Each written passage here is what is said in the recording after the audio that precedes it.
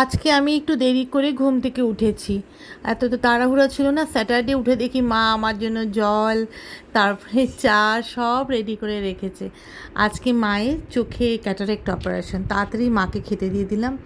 মার ফেভারিট একটু চিংড়ি ভাপে করলাম, খুব সিম্পলই মেনু। মা এসো, খেতে দিয়েছি।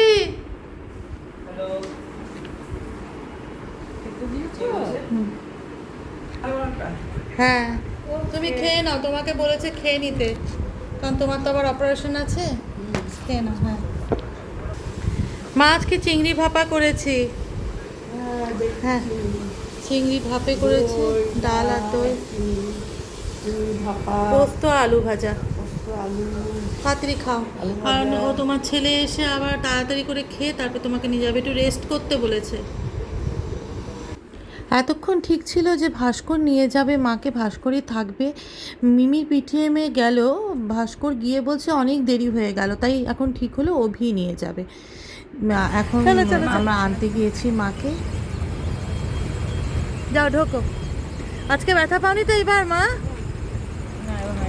এবার নাতি আসছে যে, এবার অপারেশনটাতে মার খুব ভালো হয়েছে। আগের অপারেশনটাতে মা ব্যথা পেয়েছিল একটু।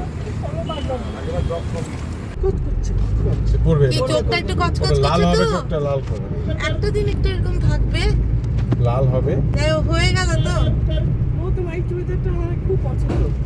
তুমি যেটা পরে আছো, পরো, তোমারই তো এটা। আমাকে মানিয়েছে ভালো।